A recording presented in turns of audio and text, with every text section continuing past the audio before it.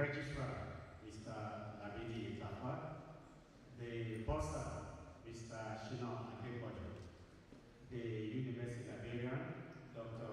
Felicia Yusuf, the Inaugural Lecturer, Professor Augustine Omoike, Dean of Colleges,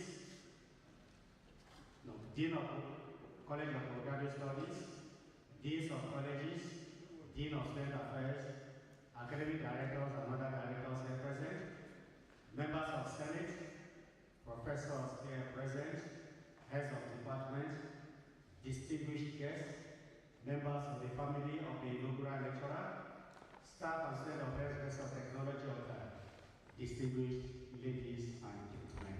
Thank you.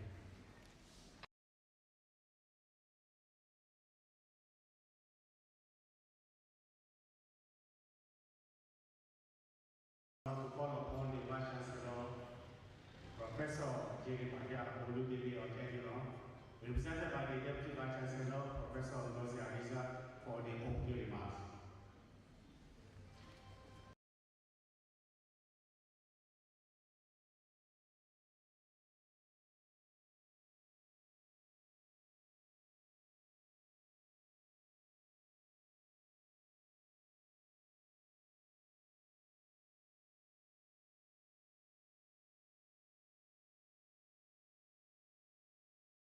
The well-established protocol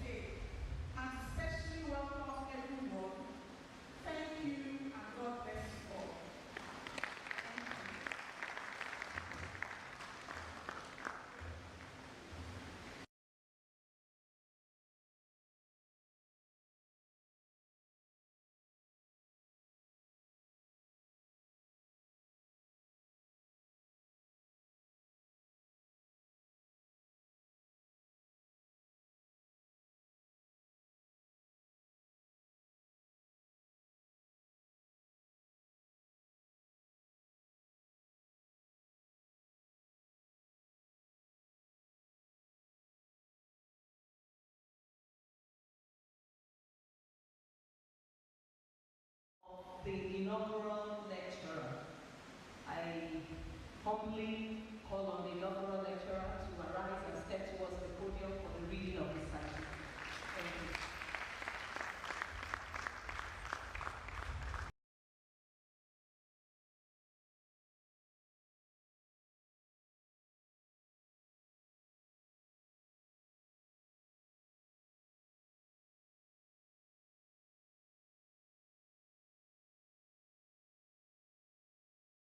Now Amuzali University, Ekoma, Edo State. His academic formation took place at the University of Ibadan, where he earned both his master's and doctoral degrees in aquaculture and fisheries management. His doctoral research on the sustainable management of reservoir fisheries laid the scientific foundation for a career devoted to inland fisheries ecology, stock assessment, and aquaculture sustainability. Professor Moike's scholarship directly engages the global dilemma reflected in today's lecture topic, the tension between hunger and sustainability. His research spans fish nutrition, alternative feed development,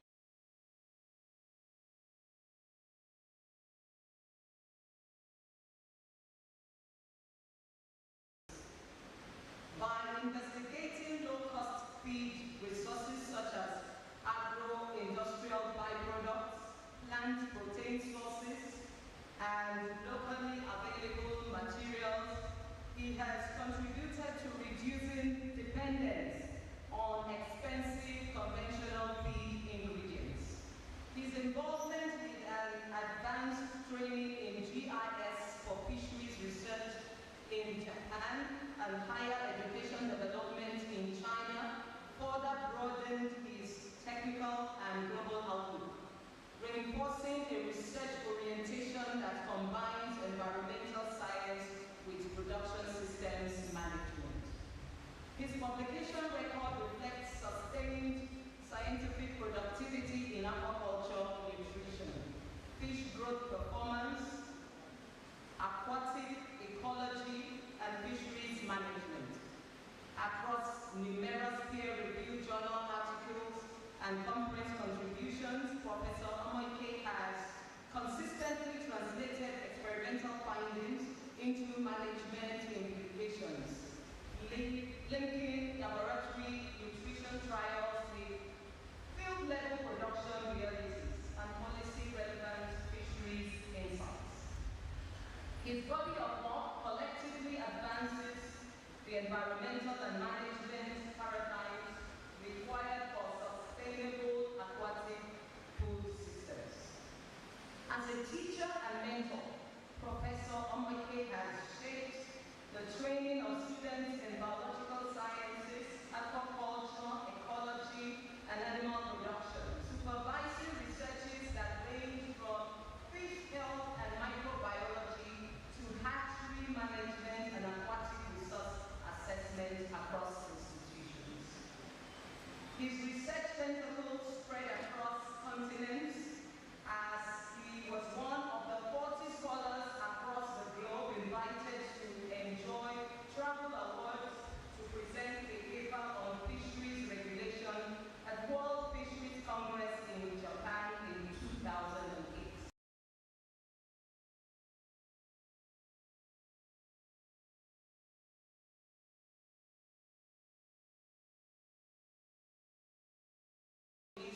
In 2013.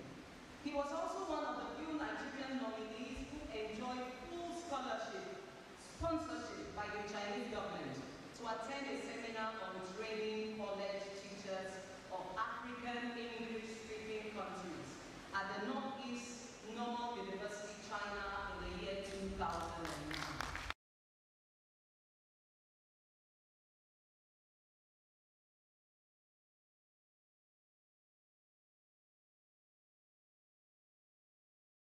In the year 2005, he rose steadily through the academic ranks to become a professor in 2021. He has served in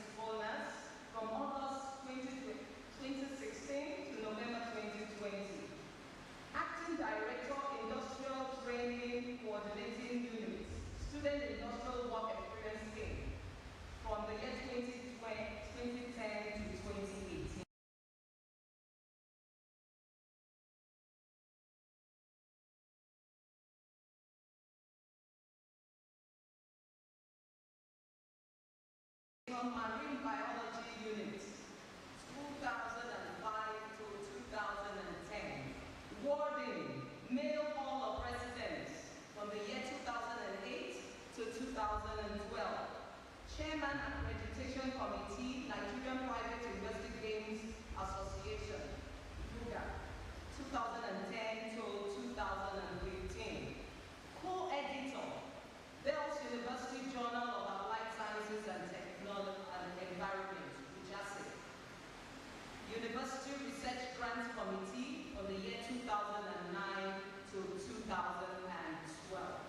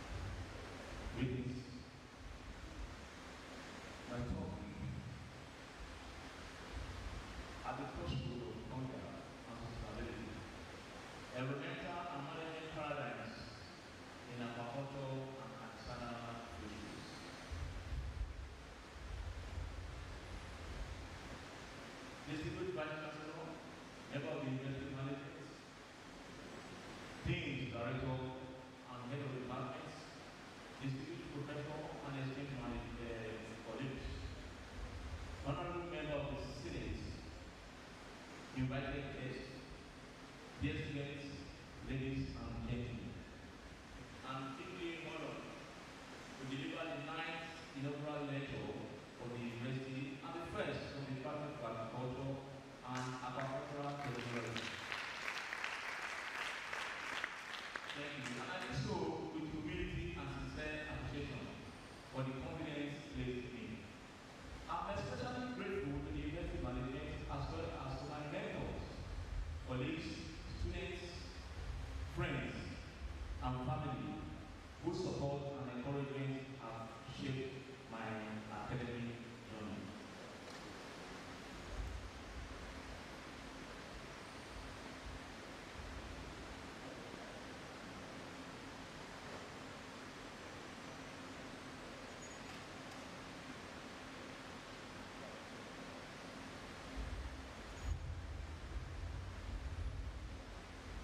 The text for this lecture are the crossroads of hunger and sustainability, environmental and management paradigms in aquaculture and artisanal fisheries, reflect not only an area of scholarly engagement, but also a lifelong concern with the intersection of nature, livelihood, and human well-being.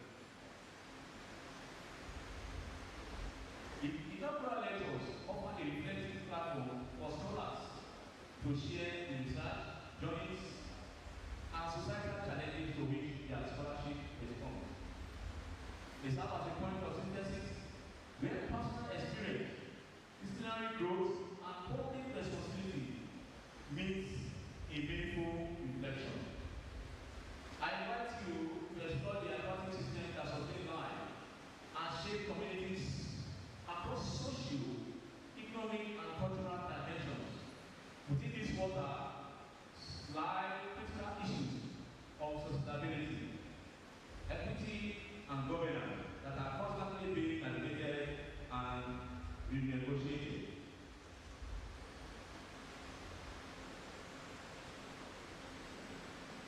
Born during wartime upheaval, I was saved by my mother's courage and raised within the discipline and structured values of a military household. My formative year in the Boy Scout and my primary education at St. John's Catholic Primary School in Ibadan instilled the core values of discipline, moral responsibility, and academic diligence. I proceeded to Ibadan City Academy for my secondary education, where my intellectual interests were further shaped and refined. I earned my Bachelor of Agri from the then Edo State University, now Inaugural University, gaining the scientific foundation necessary to manage complex food production systems. I transitioned from terrestrial to aquatic system at the University of Ibadan, earning a master's and PhD in aquaculture and fisheries management. My scholarly focus on food security was sparked by childhood exposure to national agricultural reform that emphasized the nation's need for self-reliance. My undergraduate studies in animal science revealed to me how diseases act as a primary constraint to global food availability and productivity. My research on Nigerian inland waters advocates multidisciplinary monitoring and strengthening enforcement to call on ethical resource usage. My work integrates global sustainability goals by promoting stakeholder partnership, public sensitization, and the non-conservative use of aquatic resources. My journey reflects a profound convergence where early national agricultural visions and personal history have deeply shaped my scholarly purpose. Each stage of my education, from primary school to my PhD, serve as a coherent and international progression towards mastering biological and management systems. My scholarly contributions are anchored on the pursuit of sustainable food security, viewing it at the heart of human development and national stability.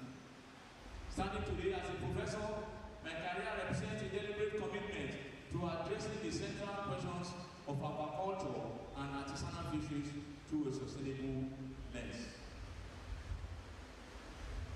This question, coming on our faces, asking how can we increase fish production and improve livelihood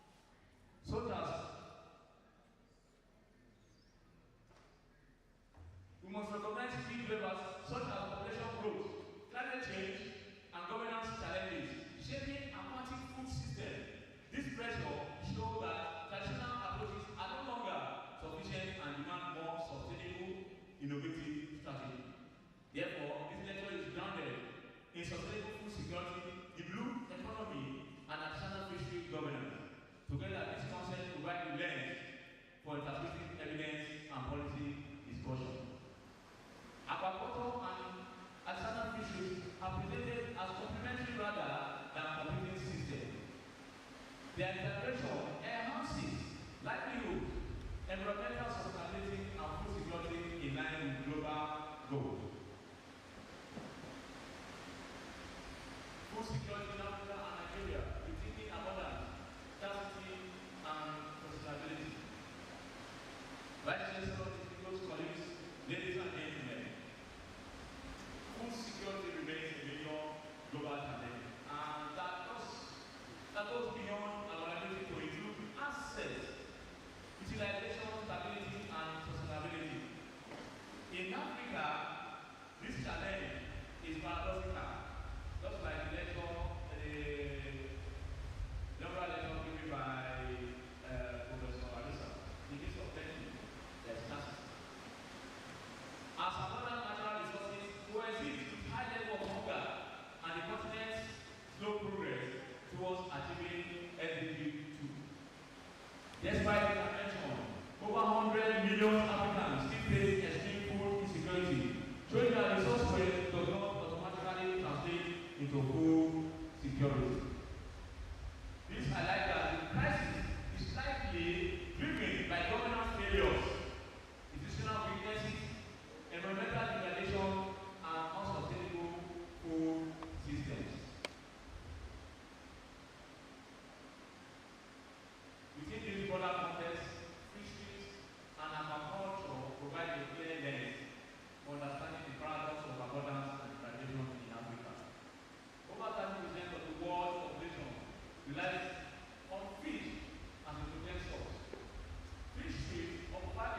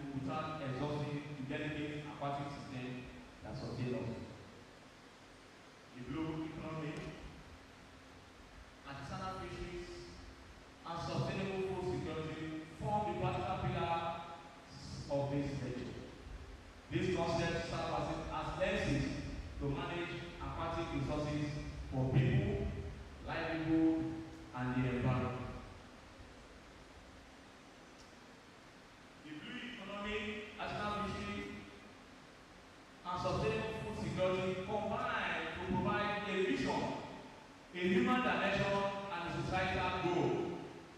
Managing our waters wisely is a moral and economic imperative that determines the survival and security of future generations. Sustainable food defines the societal outcome towards which all environmental and management efforts must be directed. The blue economic shift focuses from short-term exploitation to treating aquatic resources as strategic national assets for sustainable growth. Nigeria's rich water resources remain underutilized, making the balance between economic ambition and ecological responsibility a critical national imperative. However, the real economy is not a guarantee of success. It's a framework, not a miracle. The emergence of Nigerian blue economy as a dedicated ministry reflects a growing recognition of seemingly underutilized, poorly managed, and insufficiently integrated aquatic resources into national development planning. So we have a blue economy ministry. Artisanal fisheries are community-based systems that provide the most accessible protein and vital employment for millions of Nigerians.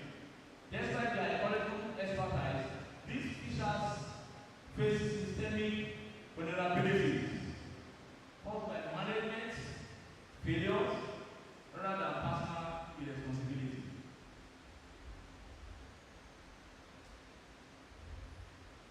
Sustainable food security requires that today's system provides safe, nutritious food without compromising the ability of future generations to do the same. In Nigeria, food security stems from governance and environmental failures rather than simple scarcity, necessitating an integrated approach over mere production growth. The blue economy, artificial fisheries, and sustainable food security unite to provide a strategic vision, a human dimension, and a vital societal goal.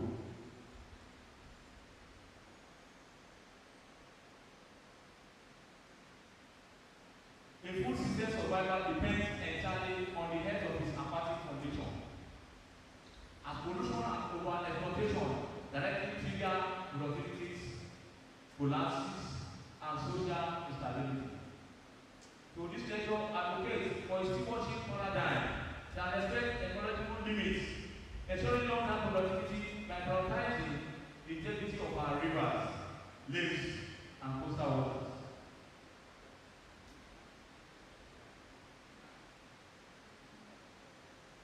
The stewardship paradigm prioritizes ecosystem-based management and resource efficiency, using techniques like water recycling and nutrient reuse to minimize pollution in aquaculture. It also advocates for protecting critical habitats and aligning harvesting with natural reproductive cycles by integrating traditional ecosystem ecological knowledge with scientific data. So, ultimately, sustainability is viewed on stewardship as environmental integrity is not merely a bonus, but a fundamental precondition for any successful food security strategy.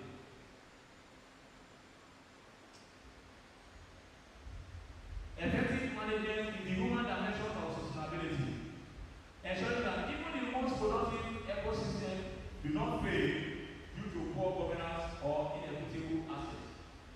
This framework relies on participative governance, capacity development, and socially embedded resource conservation to transform fishers from exploiter into responsible co-managers.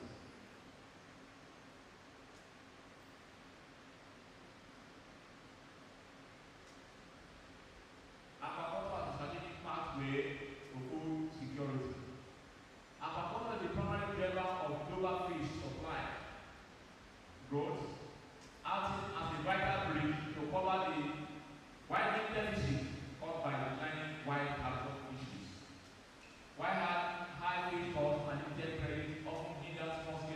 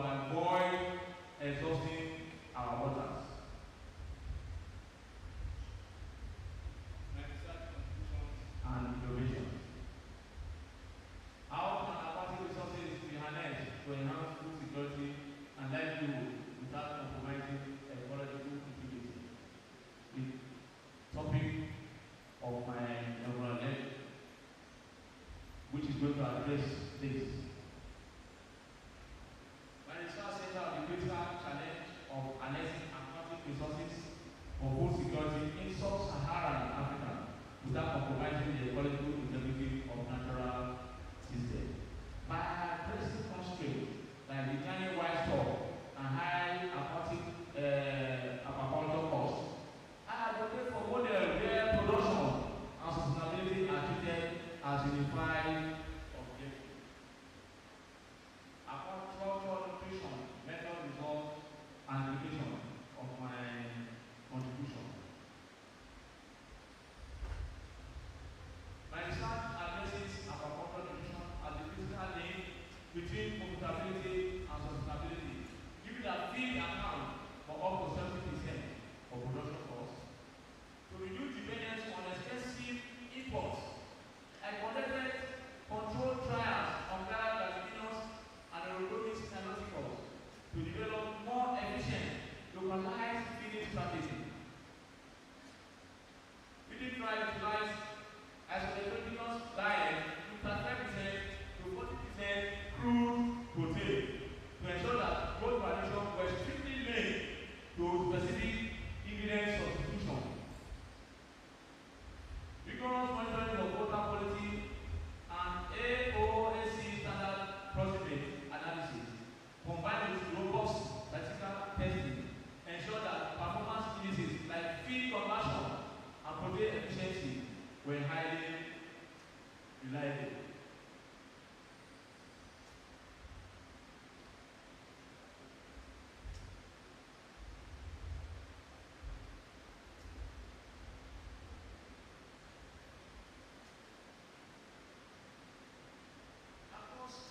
Experience.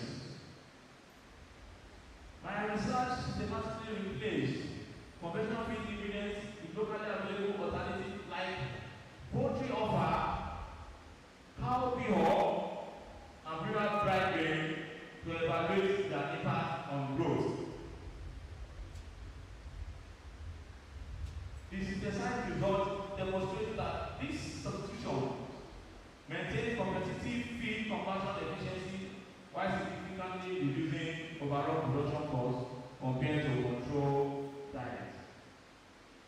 Empirical results show that growth and survival rates remain stable when alternative ingredients are properly processed, matching the performance of traditional maize or fish meal. With fish feed conversion ratio consistently between 1.3 and 1.6, this alternative diet proved to be statistically viable and cost-effective substitute for conventional aquaculture feed. This is a big conversion ratio across the alternative diet used to replace the exported feed. The higher it is means it's not all that viable. The lower the feed conversion ratio means it is more viable and cost effective.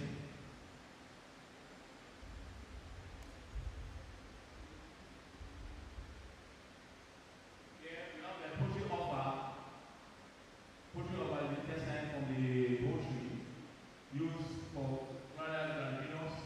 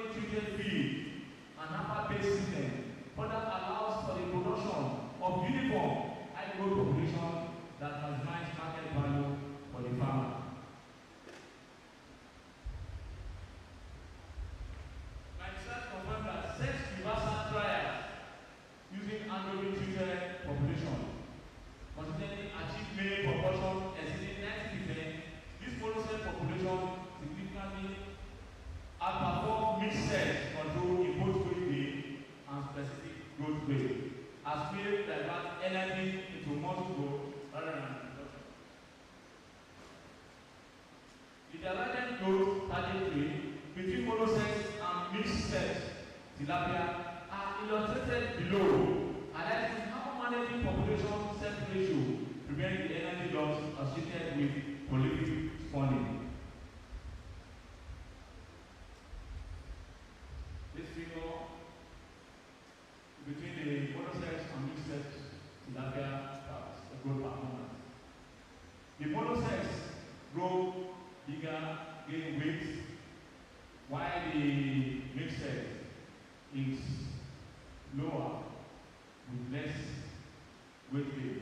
Because the monosex, the male, what they do is that they grow in, they increase their energy and weight gain. But with the mixed sex, the female are very much prolific. They tend to produce offspring. And while they are using their energy to produce offspring, the male are using their energy to gain weight. So it's better to produce, to stop male run. That's why we use the hormone to convert the female to the male, so that the male will produce well rather than the female. And the female are, both of them are about growing. They produce and they keep their head in their mouth. Why they keep their head in their mouth? For the period of the breeding, they will not eat. And who does not eat will not add weight. So the male is better to culture than the female. So we use this hormone to convert the female to the male. Artificial security and any life survival. If you don't have the survival right, you can't grow them to adult.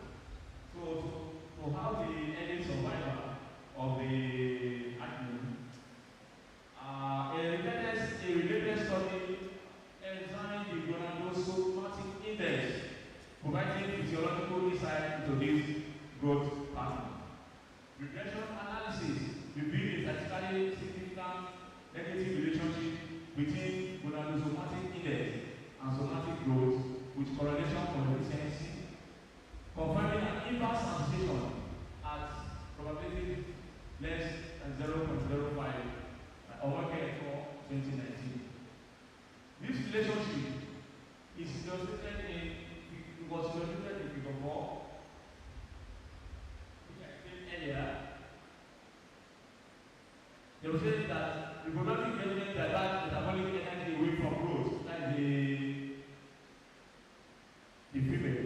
This finding established reproductive control not merely as technical intervention, but as an efficiency enhancing and environmentally relevant management strategy. By reducing uncontrolled reproduction, reproductive management, lower feed wastage, organic loading, and metabolic efficiency within culture system, thereby improving both economic performance and environmental outcomes.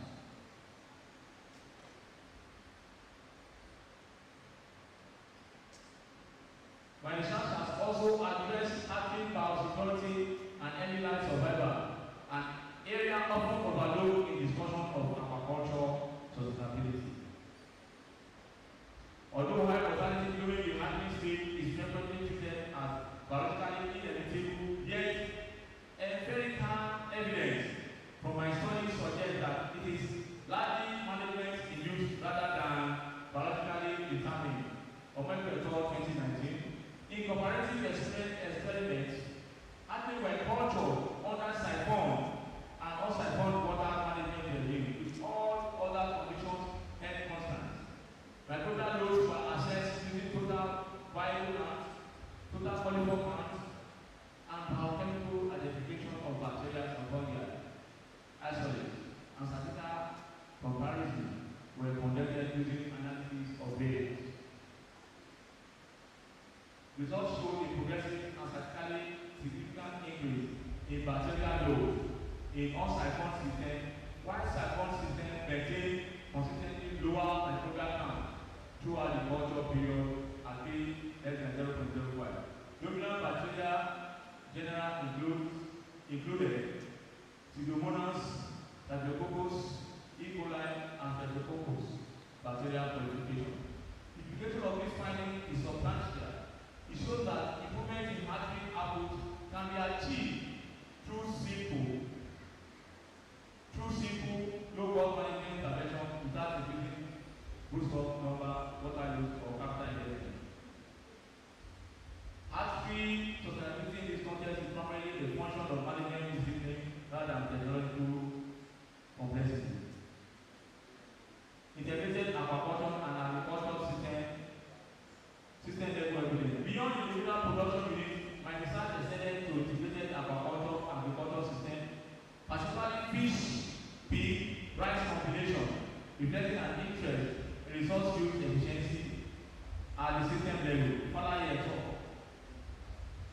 methodically comparative experiments evaluated integrated fish feed rice system against conventional monoculture system. Using indicator as fish growth, rice yield, water use efficiency, and physiochemical water parameters. Most notably, water use efficiency increased by 10 to 17 times, reflecting the effectiveness of nutrient recycling and water reuse within integrated system. Importantly, physiochemical parameters such as dissolved oxygen and pH remain within acceptable ranges, confirming that productivity gains were achieved through system design rather than environmental degradation. This finding demonstrates that sustainability is achieved not by limiting production, but by aligning biological processes and resource flow within integrated system. Inland ecology, fishery ecology, and the use of extraction. I want to address the first choice that has plagued our policy discussion for too long. The idea that we must choose between the control world of aquaculture, and the wild world of artisanal fisheries. My research has a clear reservoir where we've seen species diversity decline and the warning sign of overfishing prove that we cannot simply extract our way to food security. The ecological limits are real. When I work in aquaculture, nutrition, and hatchery management prove something else. We can expand our food supply if we move from being mere extractor to being disciplined managers. Think of it this way. Aquaculture is our engine of predictability. It gives us volume, efficiency, and control. It's how we bridge the protein gap. Our artisanal fishing, our engine of resilience, they protect our biodiversity and culture and rural society fabric. They are the habits of our national water. The final lesson is this: sustainable food security is not a single technology. It isn't a silver bullet machine. It is a deliberate, sometimes difficult, align of biological efficiency with environmental responsibility. We don't need to choose between production and conservation. We need a governance framework that understands there are two sides of the same coin. We must manage the control and protect the natural so that both can flourish. Only then can we reach fish production without exhausting the very water that sustains us. This collects future of our food security lies not in the intensity of our net or the size of our pond, but in the strength of our stewardship.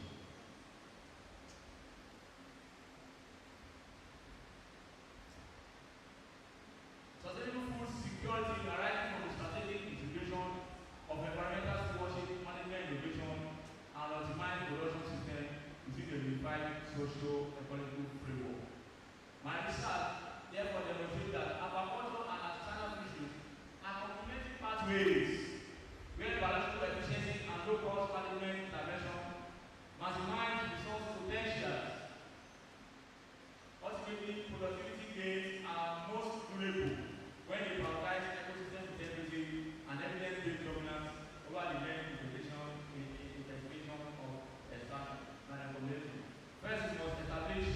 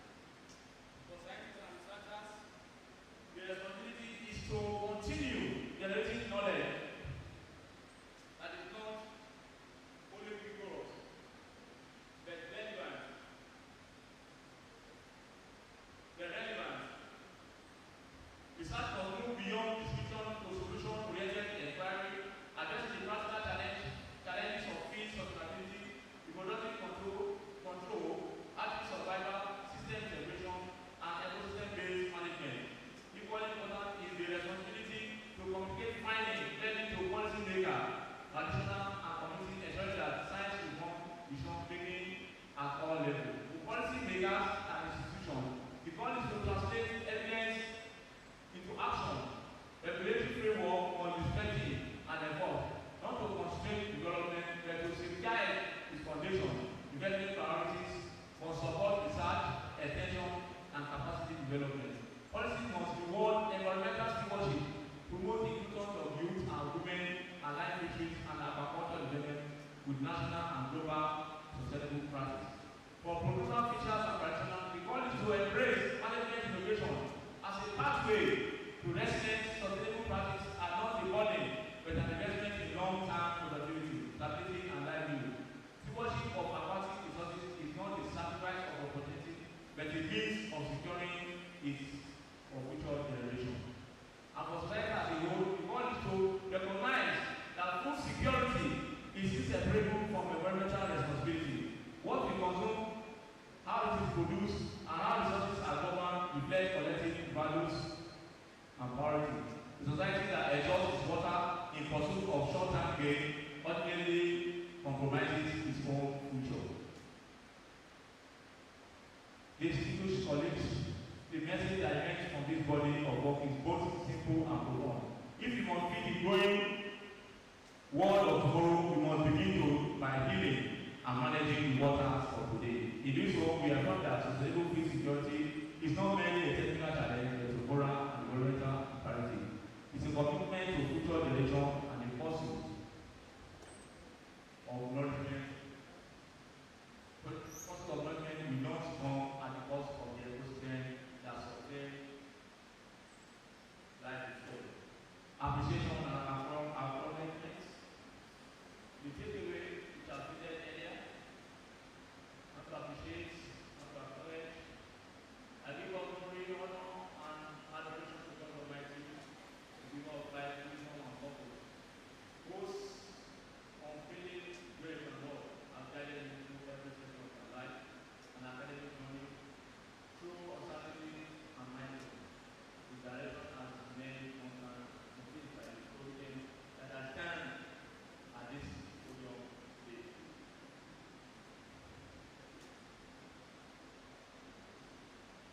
It is important to acknowledge that the journey reflected in this body of work has not been a solitary one.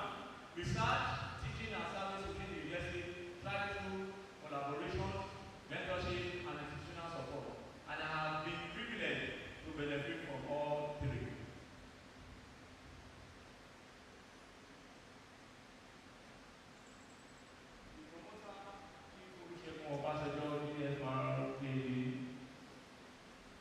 We appreciate you in a big way for promoting private university, private university in Nigeria, providing a platform for academic growth. What was during this study that licenses were given to private universities. University leadership, the Vice Chancellor, Deputy Vice Chancellor, Registrar, Bossa, and University Librarian,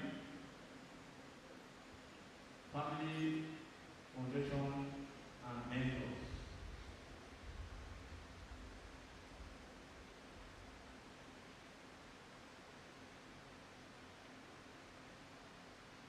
My beloved wife, who is dragging steps in front of me,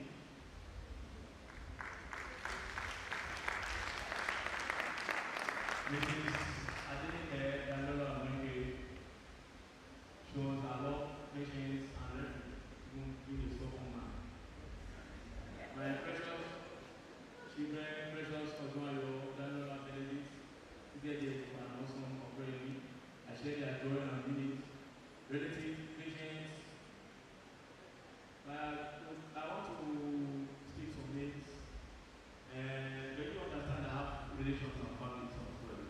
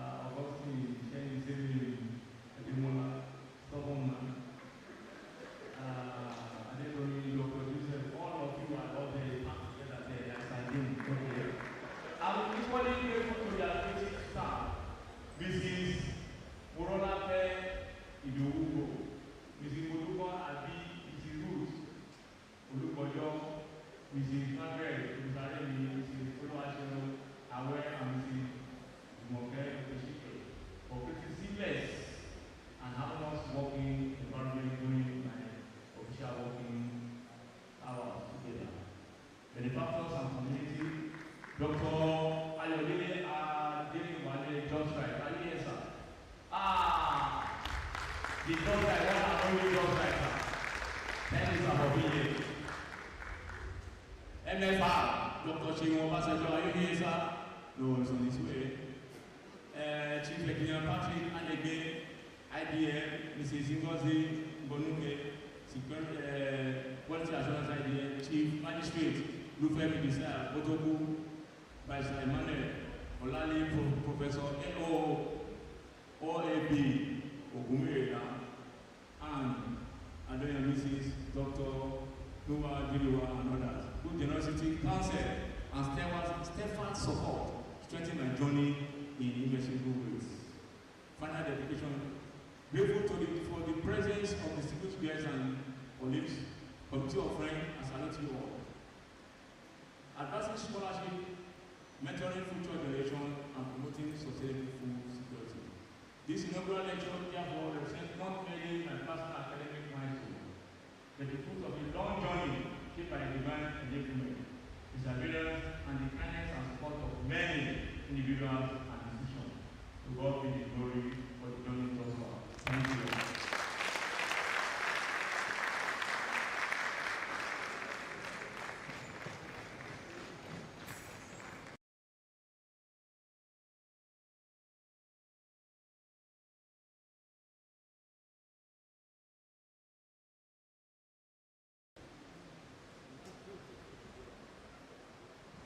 Let's have a seat, please.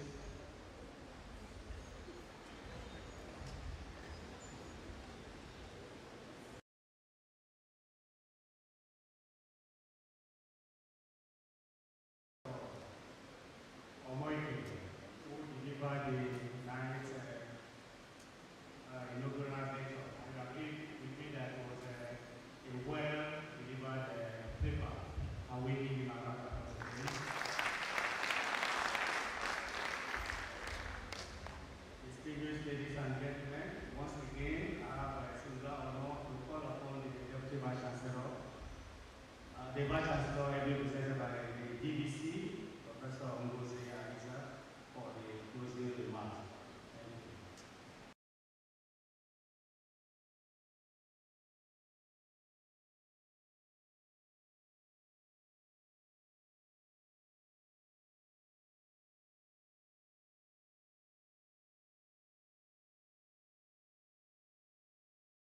I want to congratulate our inaugural lecturer who has spoken and taught us about aquaculture under this theme at the crossroads of hunger, sustainability, environmental management, paradigm in aquaculture and artisanal fisheries.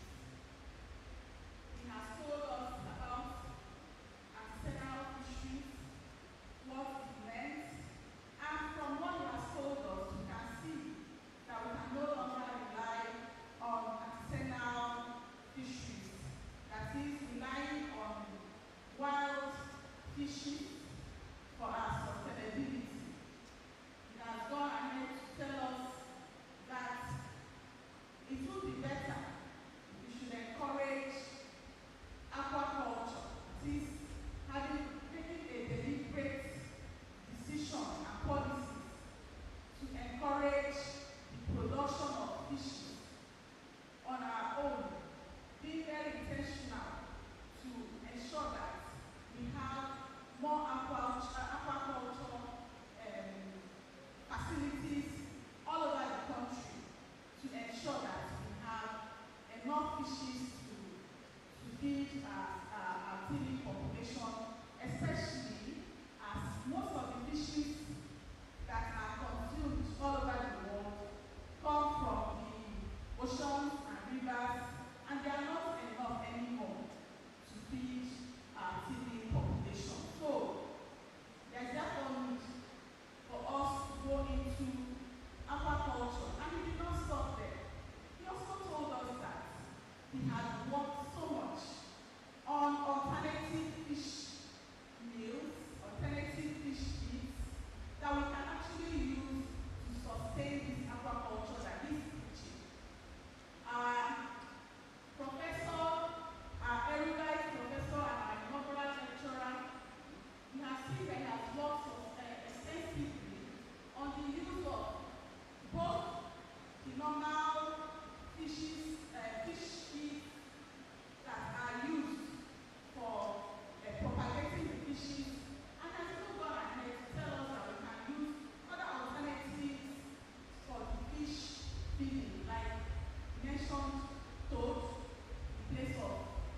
fish meal.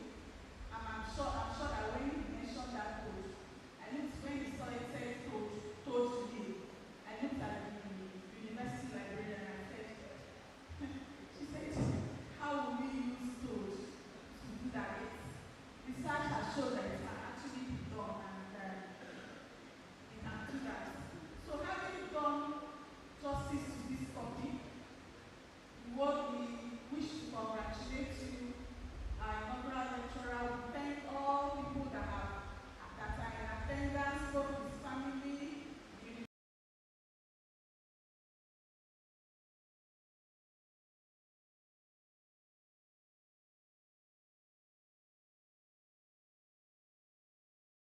again, that next time that we'll be having the 10th inaugural lecturer, which we're expecting will take place by June this year. Thank you very much.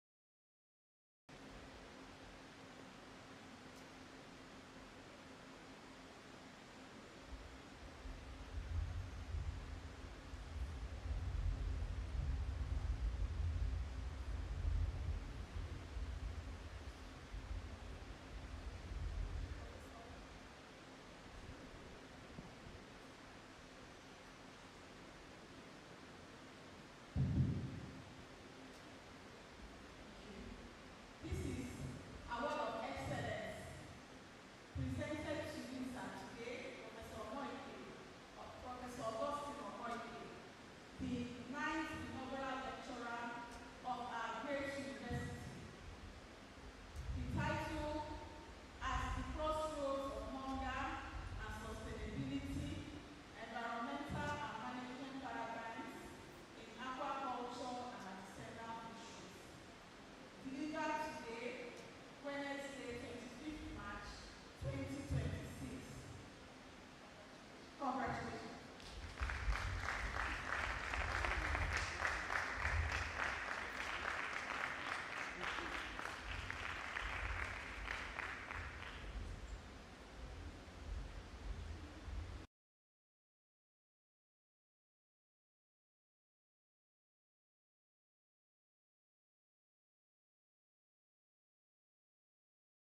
Is also presenting this gift to you so that whenever you look at it, you remember the day you delivered your inaugural lecture. Congratulations once again.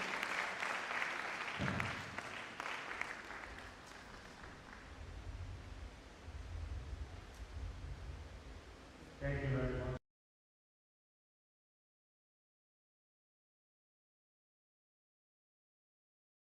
Coming to the end of the program, and before we leave, we have this announcement. All our guests are to proceed to Temperance Guest House after this lecture.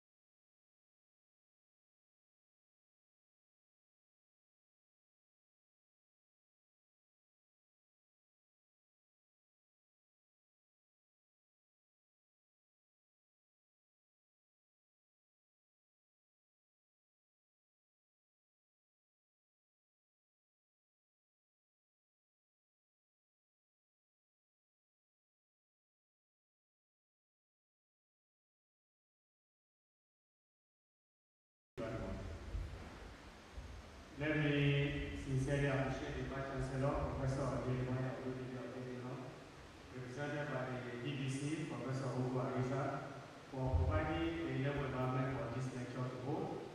I appreciate the bossa, Mr. Shino Adepoju, the University of Liberia, Dr. Felicia Yusuf, the lecturer, Professor Omoyiki, all the deans here present, led by the Dean of Postgraduate the professors, all the directors, all the heads of the department here present, and our distinguished guest, Dr. Ade Wale, welcome, sir. Thank you very much for honoring our invitation. Distinguished ladies and gentlemen,